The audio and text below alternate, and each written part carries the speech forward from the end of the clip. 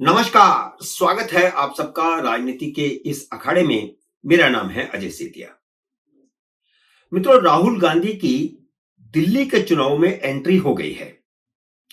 सीलमपुर से अपनी पहली रैली में केजरीवाल के खिलाफ राहुल गांधी ने मोर्चा तो खोला, लेकिन वह केजरीवाल से ज्यादा भारतीय जनता पार्टी पर हमलावर थे। केजरीवाल का तो बीच बीच में ऐसे नाम लेते रहे। वही लोकसभा वाले भाषण का टेप बजा दिया। संविधान, आरक्षण, जाति जनगणना, अंबानी, अडानी, मोदी पर ही अटके रहे। उनके मुंह से एक बार भी ना तो शीश महल निकला, ना एक बार भी शराब घोटाला निकला। लगता है वियतनाम का नशा पूरी तरह अभी उतरा नहीं है। पूरी तरह कंफ्यूज हैं कि चुनाव लोकसभा के हो रहे हैं या विधानसभा के हो रहे हैं। वह भारतीय जनता पार्टी को हराना चाहते हैं या अरविंद केजरीवाल को हराना चाहते हैं। भाजपा तो वैसे पहले ही हारी हुई है, उसे तो जीतना है। अब हारे हुए को आप हराना चाहते हैं तो यह बात किसी के पल्ले नहीं पड़ती। भाजपा से लड़कर वे क्या हासिल करेंगे? केजरीवाल से भाजपा लड़ रही है। कैग रिपोर्टों को लेकर वह हाई कोर्ट पहुंच गई और हाई कोर्ट ने केजरीवाल की खाट खड़ी कर दी। शीश महल और शराब घोटाले पर जो कैग रिपोर्ट लीक हुई है, केजरीवाल उसे फर्जी कह रहे हैं। अगर वे फर्जी हैं तो तुरंत विधानसभा का सत्र बुलाएं और असली कैग रिपोर्ट सदन में रख दें। दूध का दूध, पानी का पानी हो जाएगा। भाजपा इसलिए हाई कोर्ट गई है। प्रशासन ने कोर्ट में कह दिया है कि चुनाव सिर पर है, अभी विधानसभा सत्र बुलाने का कोई फायदा नहीं है। तो यह आतशी मालिना ने ही तो कहलवाया होगा, क्योंकि विधानसभा सत्र बुलाना स्पीकर का काम है, प्रशासन का नहीं है। और प्रशासन ने जो बड़ी बात कही वह यह है कि कैग रिपोर्ट्स स्पीकर को सौंप दी गई है।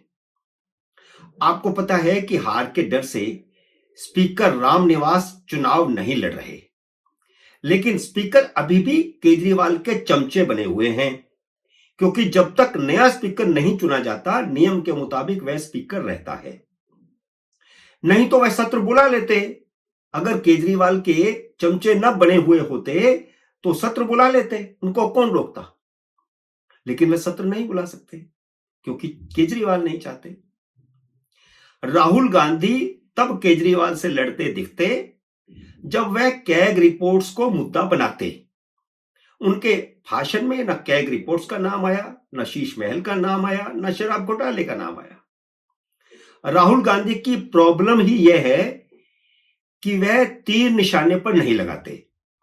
कांग्रेस ने जब यह तय कर लिया था कि चिड़िया की आंख केजरीवाल है, तो रैली सीलमपुर में रखी ही क्यों गई? दिल्ली प्रदेश कांग्रेस के नेता राहुल गांधी को समझा समझा कर थक गए, पर राहुल गांधी के पल्ले नहीं पड़ा। वह एक कदम आगे जाते हैं, दो कदम पीछे चले जाते हैं। वे केजरीवाल से लड़ते दिखना नहीं चाहते। अगर वह केजरीवाल से लड़ते दिखना चाहते तो अपनी पहली रैली नई दिल्ली सीट पर संदीप दीक्षित के पक्ष में करते और शीश महल को मुद्दा बनाते, कैग रिपोर्ट को मुद्दा बनाते और शराब घोटाले को मुद्दा बनाते। उनको नई दिल्ली से ही चुनाव प्रचार का अभियान शुरू करना चाहिए था, जहां केजरीवाल चुनाव लड़ रहे हैं। लेकिन उन्होंने पहली रैली का स्थान चुना सीलमपुर, जहां आम आदमी पार्टी से आए विधायक अब्दुल रहमान कांग्रेस के उम्मीदवार हैं, जबकि कांग्रेस के हैवीवेट चौधरी मतीन खान आम आदमी पार्टी में चले गए। वह सीलमपुर से 5 बार विधायक रहे हैं। आम आदमी पार्टी ने उनके बेटे जुबेर अहमद को टिकट दिया है।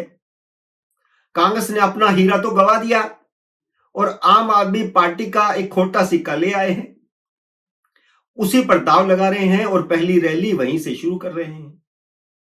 क्यों कर रहे हैं वह भी मैं आपको बताता हूं। सीलमपुर दिल्ली में सबसे ज्यादा मुस्लिम आबादी वाला विधानसभा क्षेत्र है। 55 से लेकर के 60% मुस्लिम मतदाता है।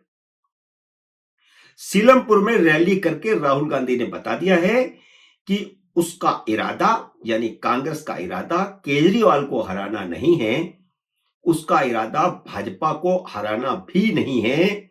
उसका तो लिमिटेड उद्देश्य मुस्लिम वोट बैंक को वापस लाना है, जो पिछले 3 चुनावों में केजरीवाल कांग्रेस से छीनकर ले गए। अगर राहुल गांधी मुस्लिम बहुल 7-8 सीटों पर अटके रहेंगे तो केजरीवाल को हरा नहीं सकते। राहुल गांधी वही लोकसभा चुनाव वाली संविधान की रट लगाए रहे। भाजपा के खिलाफ बोलने का मकसद भी सिर्फ मुसलमानों और दलितों को डराना है। इसीलिए सीलमपुर का इलाका चुना गया और उसके आसपास के मुस्लिम बहुल इलाके चुने गए। जिस अंबेडकर को कांग्रेस ने निकाल बाहर किया था, अब कांग्रेस दिन रात अंबेडकर को सिर पर उठाई घूमती है। यही बात अमित शाह ने कही थी। क्योंकि दलित अब जागृत हो गया है और कांग्रेस से खिसक चुका है, इसलिए यह एक कमजोर कड़ी बन चुका है कांग्रेस का। कांग्रेस ने रैली का नाम जय बापू, जय भीम, जय संविधान दिया। क्योंकि कांग्रेस का टारगेट सिर्फ मुस्लिम और दलित है, इसलिए यह नारा दिया गया है। दिल्ली उसका टारगेट नहीं है। लेकिन दिल्ली के चुनाव का फैसला इस बार पूर्वांचली वोटर करेगा, जो कम से कम 20 सीटों का फैसला तो करता ही है, बाकी सीटों पर भी प्रभाव डालता है। मोटे तौर पर झुग्गी झोपड़ी के वोटर, जो करीब करीब 15 लाख हैं दिल्ली में, इनमें ज्यादातर पूर्वांचली हैं।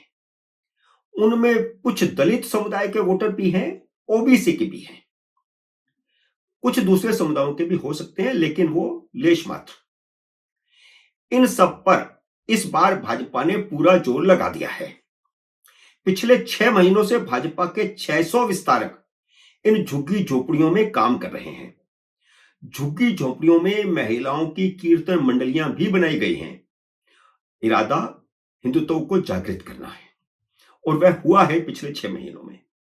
शनिवार को अमित शाह ने झोपड़ियों के प्रधानों और कीर्तन मंडलियों को संबोधित किया तो केजरीवाल की नींद उड़ गई।